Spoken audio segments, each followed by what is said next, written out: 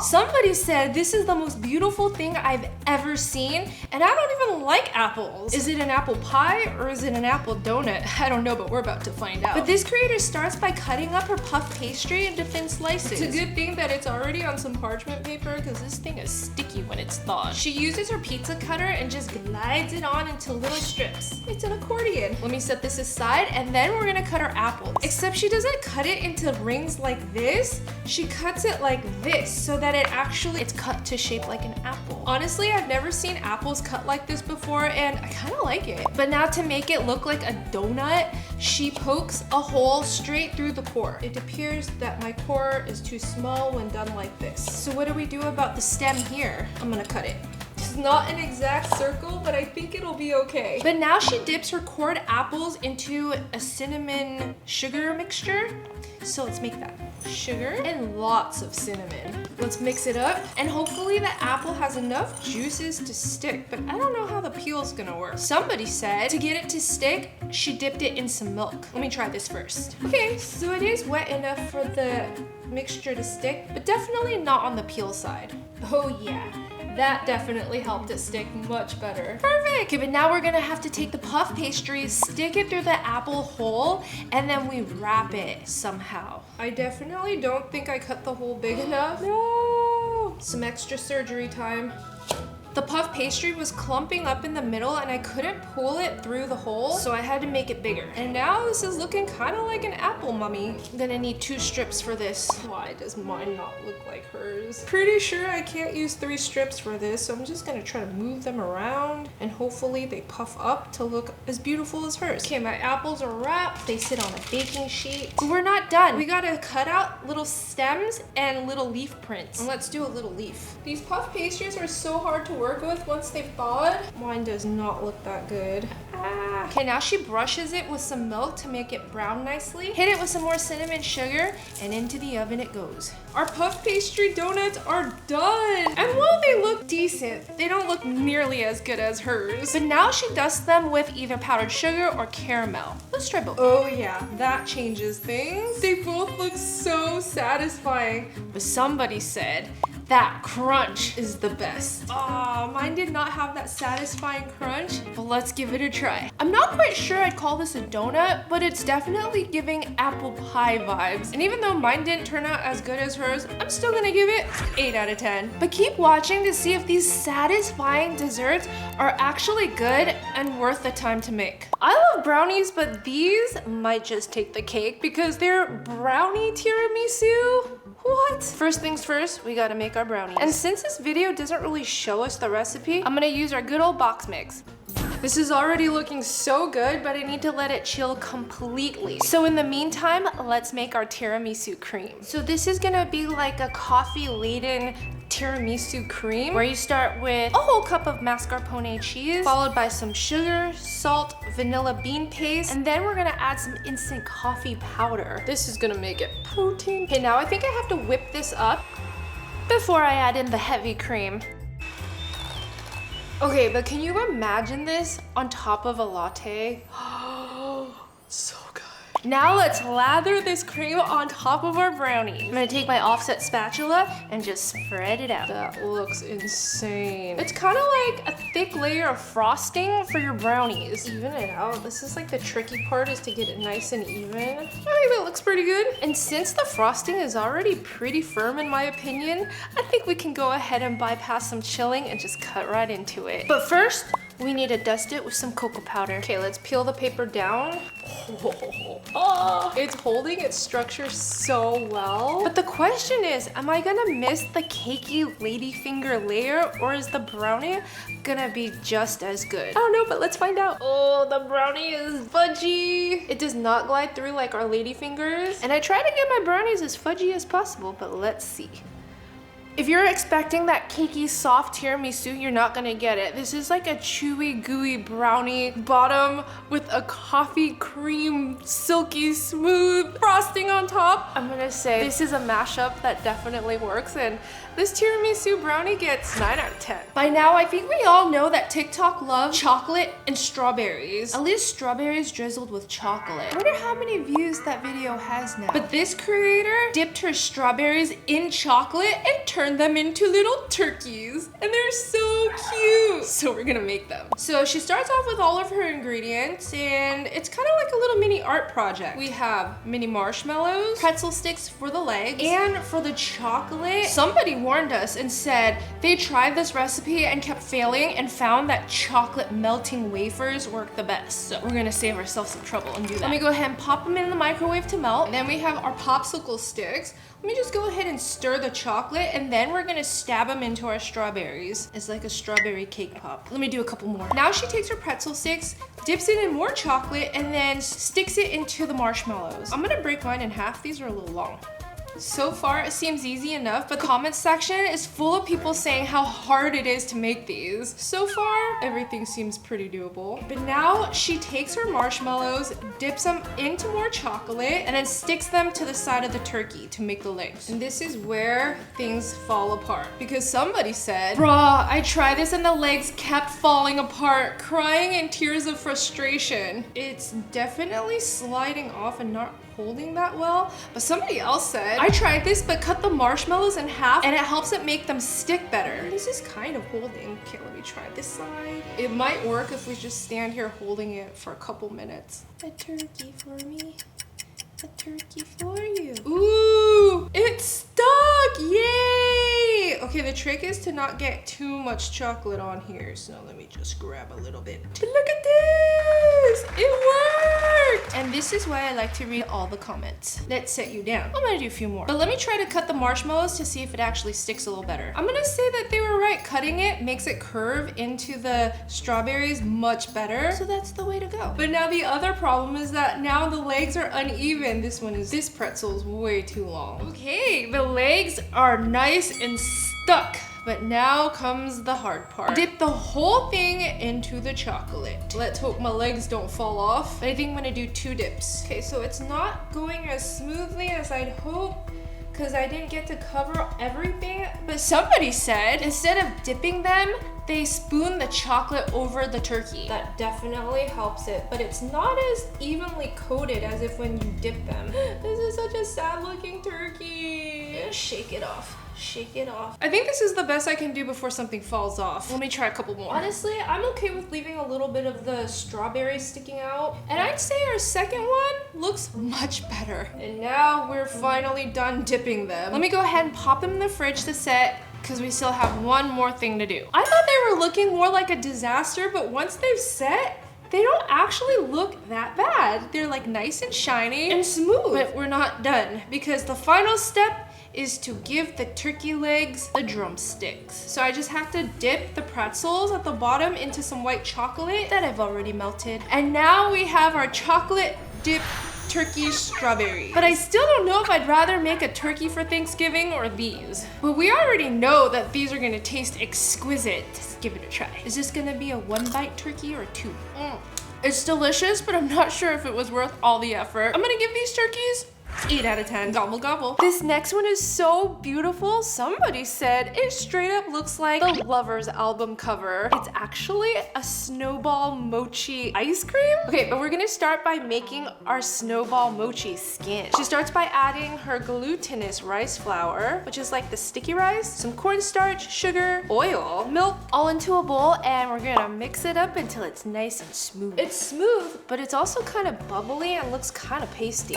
Okay, but now she covers it up with some plastic wrap, poke some holes with a toothpick, and then we're gonna microwave it for 3 minutes. Okay, our mochi skin is done. Oh, it's really hot. Ah, it's steaming. And she says to check the doneness, I just have to make sure there's no water at the bottom, which I guess this looks good, but it's so hot.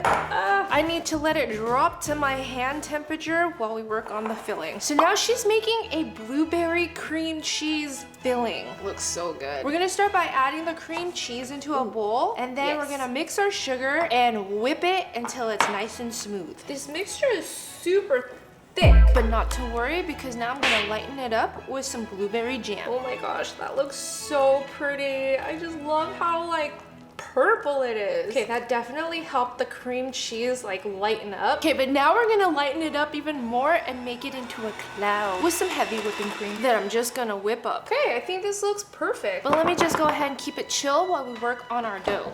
Okay, the dough feels warm enough to touch now, so let me put it onto my mat. And she says to rub the dough hard. So we're gonna have to knead this for a while just until I can pull it into long strands or long filaments like she says. I'm trying to get this dough to stretch, and I'm gonna have to agree with this comment where somebody said, it looks so good, but I tried it and it was a sticky mess. Somebody else said, why doesn't my mochi come out stretchy? I think it's gonna have to be like a very long workout. And you have to do it really hard. Yeah, I think we got it there. Speaking of soft and supple, this is how I get my skin looking good. And I have such a good deal for you. I'm using the FAQ 202 by Foreo, an FDA cleared next generation silicone LED face mask. Wow. So now I gotta oil my hands and finish working on the dough. This mask is lightweight, wireless, and app connected too, so you can choose preset treatments on the FAQ Swizz app or just use it without the app while you multitask and work on the mochi like me. Okay, now she dyes and mixes her mochi balls, so let me go ahead and get blue and we'll do red. Since the FAQ 202 has 8 different wavelengths, including a near infrared, I'm gonna go ahead and match my mask to my mochi. Let's do teal. Okay, our blue is done. Now let's switch to red. Our red light mask also helps to stimulate the production of collagen and elastin to fight skin aging and give you a radiant, youthful look. Our mochi skin colors are completely dyed. Now I have to roll it out and make it look all marbly. Let me go ahead and dust it with some cornstarch. The FAQ 202 by Foreo has flexible silicone, so it molds perfectly to my face. The LED mask was designed with 600 optimized points of light that spread the light evenly across my skin. This is looking so pretty.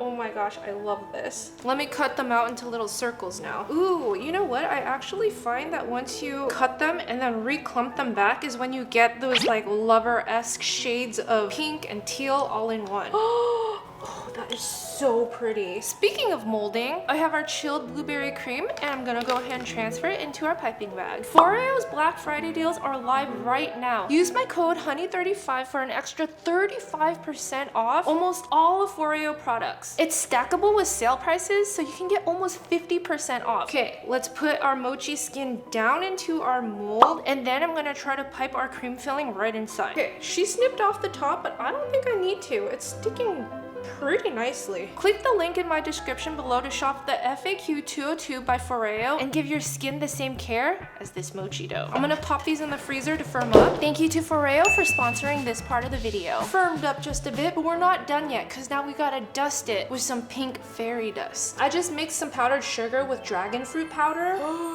So beautiful. And it totally has that beautiful afterglow daylight lover effect. Now let's cut into it. It is sticky though. It's beautiful, but still kind of sticky. The cream melts really fast because I just took it out and it's already soft, but the inside is still mostly frozen. I hate that about mochi ice cream because the skin can sometimes be super tough and not chewy, but this right here is chewy and soft. I can't believe I just made this. 10 out of 10. And now we have this creator asking what happens when you mix peach mango pie with a lumpia wrapper. I don't know, but I want to find out. So she starts by cutting her mango and then using the cup hack, she peels it right into the cup. You gotta just press it down. And we have a peeled mango. There's some meat left though. Let me get the other side. I'm basically a pro now. And now she chops it up. And then she chops up some canned peaches. These are so sweet and delicious. Takes me back to my childhood. Let's throw these in a cup too. Okay, but now she adds all the fruit into a pot, sprinkles a little bit of sugar, and then she adds in some more of that peach juice. This stuff is so good. I can drink it. But now let's cook it down until it's nice and mushy. And then she makes a cornstarch slurry, which is just some cornstarch and water. Our mango and peaches have looked like mush. It's time to add in the cornstarch slurry. Now I just have to let it cook and thicken up. Our peach mango filling's all cooled. Let's transfer it into a bowl. And now she fills it inside her lumpia wrappers. Hers are round, mine's a square. Let's hope it works. And now she adds a nice dollop of the filling right in the middle. And then we wrap it up. Let me get it into a lumpia shape. But somebody said, in Indonesia, there are also lumpia skins filled with bananas and other various jams. This sounds pretty good. Aha, one down. I wonder what that would be like inside a lumpia wrapper. Did somebody say lumpia? Lumpia queen? Wait, what are you doing here? You got the wrong wrappers. What's wrong with my wrappers? You gotta use the local ones. All right, lumpia queen, show me how it's done. Lumpia wrapper, filling. Oh, you made this from scratch as well. You approve? Yes, so vibrant. I mean, Jollibee's looking at you going, Yeah. Jollibee sales because of me. Yes. And then you actually did your wrapping perfectly. One fold like so, sometimes another one, left and right. look at the technique. And then I just like to make sure that this is forming almost like a triangle, but not like this. You get what I mean? Use water to seal it. If water is not working, you can use a combination of flour and water, like a paste. Because literally, lumpia wrapper is made with flour and water. So that's just the raw form of the dough. Then fold it up, making sure it's tight. And now you can see why it's not sticking. Dethroned. Dethroned. Move on over. I was just kidding. I'm the new lumpia queen. No, I'm just kidding. You just need to be a little more hydrated. Yeah, so now you see why that little triangle action was important. Don't embarrass me. Is it not gorgeous?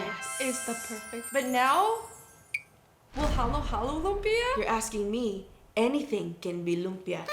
I have all the halo ingredients here. Okay. I mean, some of them could be 20, but I have a couple. We have sweetened coconut strips, sweetened jackfruit strips, and nata de coco, which are like, Love these jelly. yeah, coconut jelly.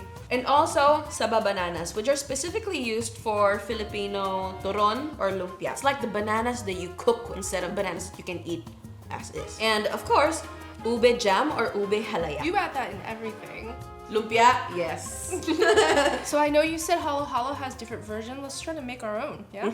Let's battle. Battle. Can I beat the lumpia queen? Let the battle begin. What's the difference between yours and mine? In the Philippines, we do use both types of lumpia wrapper. I call this one the skincare lumpia because it looks like Korean products and stuff on their K-beauty. face. K-beauty. But this one, the round one, is what you would see if you go to wet markets in the Philippines. You see them make it fresh. And the square ones you would see in fridges in grocery stores. The main difference would be this stays crispier longer, but this is prettier. So let the battles begin. Does it Don't glue? look at mine.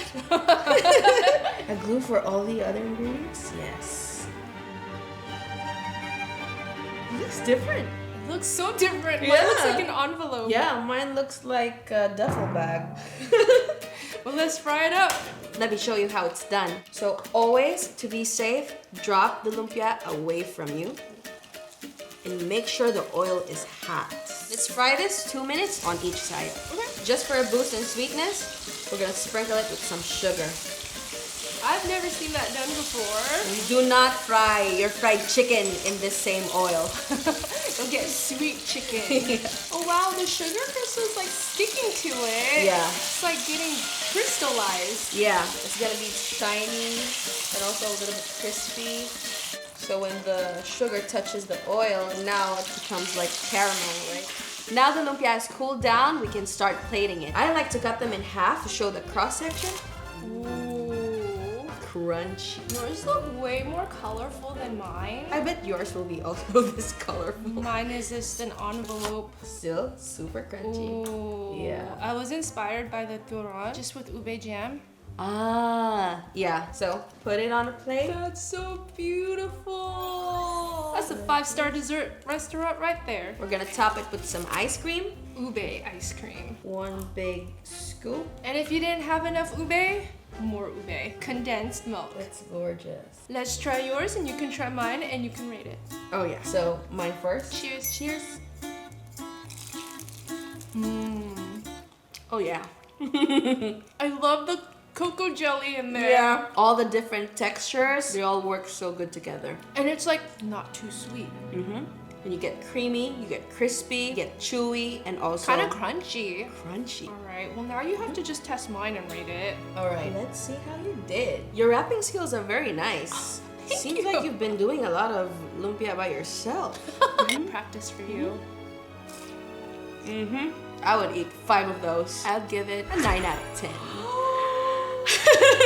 Just because you cooked me just one piece. You could have given me like 10. Well, from the chocolate chip queen to the lumpia queen. Thanks for showing us how it's done. Thank you so much. I love cookies. I love desserts. This is gonna be my Netflix and chill snacks later. The whole thing, exactly. Thank you. Wait a minute. Did you guys make this? What is that? It's a mini hollow. Tasty too. It's so cute. Thank you. It needs some ube. Is it ice cream? Yeah. Is that peach mango? Yes. Great mommy's work. No. What? Good job! For me, mug cakes never quite hit the same, but this next recipe had so many praises that people said it's just as good as the oven baked kind. I'm gonna try this sticky toffee pudding in a mug. Okay, so she starts off by chopping her dates. She calls for 8 to 10. I don't even have 8 to 10. I just have 4 really big ones. Let's chop them up. These are already pretty soft and mushy. Some dates are super dry and just hard. Now I'm supposed to add it to a mug with some hot water and a tiny pinch of baking soda. I feel like that's a lot more than she had. Now I'm supposed to mash it up and then pop it in the microwave for it to kind of melt, or I guess mush. Okay, I just took it out of the microwave and it's kind of bubbling, and the top of the dates have this like white film on it, probably from the baking soda. But now we're supposed to add some melted butter, mix it up again. Ooh, it's so mushy now. I'm gonna be honest, I have no idea what to expect because as popular as sticky toffee pudding is, especially Gordon Ramsay's version, I've never had it before. What is your dish? It's a rendition of Gordon Ramsay's sticky toffee pudding with dates. But now we're supposed to add some self-raising flour. I don't have any, but it's easy to make. We have 2 tablespoons of flour. I'm gonna add a 1/4 teaspoon of baking powder, a pinch of salt, and just mix it up. And only 2 tablespoons of a beaten egg. What am I supposed to do with the rest? Well, I'm just gonna assume that was 2 tablespoons. Let's mix it up one more time. Okay, I just realized you guys probably can't see anything, so I'm gonna transfer this to a clear mug. And this is what it looks like. Okay, now we pop this in the microwave for 1 minute, and this is what it came out looking like. I can't say that I'm super impressed yet, because now she's gonna add a butterscotch sauce right on top of this, which actually sounds good. So we're gonna combine some butter, brown sugar, and heavy cream and microwave it for another minute. Let me just add a quick pinch of salt in here. Our butterscotch sauce is done, and a word of warning, it will spill over in your microwave. But now let's mix it up. I feel like it could be a little thicker. More spilling in the microwave. You mean to tell me she made this at 3 a.m. in the morning? Ain't nobody got time for this. And to finish off the sticky toffee pudding, she adds a scoop of vanilla ice cream right on top. Let's finish it off with our butterscotch sauce. Ooh, now it looks really good. Somebody said, oh my gosh, I just made this and it is so good. Dangerously good. Somebody else said, this makes for a fancy little excellent girl dinner. Let's dig in. The vanilla ice cream is melting into the pudding, and then the sauce is just like falling down. Oh, my mouth is drooling right now.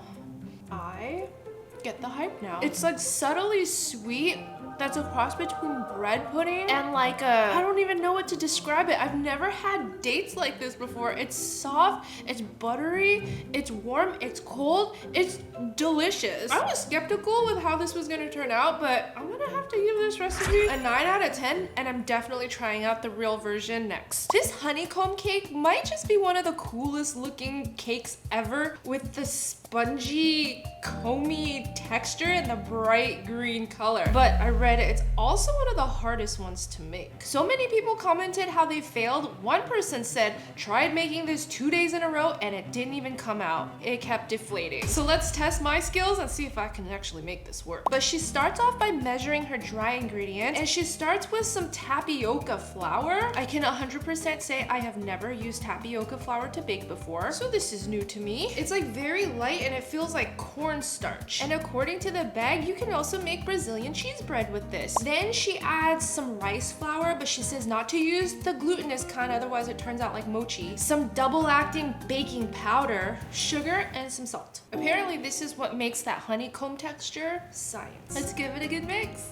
Okay, now we're gonna move on to the wet ingredients, and she starts off with 6 eggs, but I don't want to risk failing this and waste all my eggs, so we're just gonna do 3 and half the recipe. I bake a lot, but sometimes I'm not confident in my own skills. Let's break up the yolks a little bit. Then we add in our coconut milk, and then some pandan extract, which is basically Asia's version of vanilla extract. Ah, it smells so earthy and delicious. And it's usually bright green like this too. And now she says to whisk it gently so you don't incorporate air bubbles. But somebody said it's weird because at first I didn't whisk it hard and the texture came out flat and dense. Then a lady told me to whisk it really hard to trap the bubbles in, and finally the textures came out right.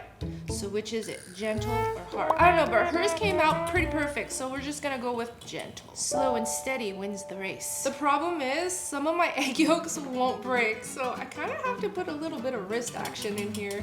There we go. I think that looks good, nice and incorporated. It looks like she mixes the wet and dry in 2 incorporations, and again, mix it real slow. Honestly, it didn't even matter that I whisked the eggs so gently, because as soon as I added the flour with all the baking powder, it started to bubble up anyways. And now she greases her bundt cake pan with some coconut oil. I don't have a pan that big, but this is as close as I can get to it. I gotta lather this up because I don't want the cake to stick. But now she takes her batter and then she strains it into another bowl, where I'm wondering why couldn't we just strain it directly into the pan? So that's what I'm gonna do. I'd say it's pretty liquidy and it's transferring through the sieve also very smoothly. But there's a few clumps that I'm gonna try to break up. Honestly, this is starting to look like slime. She gives her pan a couple of taps on the counter. That helps break up the air bubbles, I guess. And then for extra insurance, she brushes aside some more with coconut oil and also drizzles a little on top. There's already a very visible layer of coconut oil on top, so I don't even know if this step is necessary. Let's pop it in the oven and hope that it honeycombs. Somebody said I made this recipe and after baking it, I let it set for 10 minutes and it collapsed. All right, our pandan honeycomb cake is done, and she says to keep it from collapsing, open up the oven and leave it slightly ajar for 10 minutes as temperature goes down. Okay, I'm gonna pull out my pandan honeycomb cake and let's see if it deflated. Oh, I don't know if it's deflated. I mean, this top is a little tall, but this looks sad. But now she says to flip it over to let it naturally fall off. I think it already fell out, so at least it didn't stick to the pan. Somehow, I don't think it's supposed to look like this, but it's still pretty hot, so I'm gonna let it finish cooling down a little bit. And now let's see if our cake honeycombed or just plain honeysuckle. I don't think this turned out the way that I was hoping with those tall bubbles, and it's definitely more dense and mochi-like, but we still have a satisfying tear and squish. It has a little bit of a honeycomb texture right here, so I'd say it's a semi-win for a first attempt, but definitely gonna have to try to nail this one more time. Let's see how it tastes. And even though it didn't honeycomb, it still tastes so chewy, delicious, light, and fluffy, and the pandan flavor is just... I'm gonna give this recipe an 8 out of 10, but I'm giving myself an A for effort.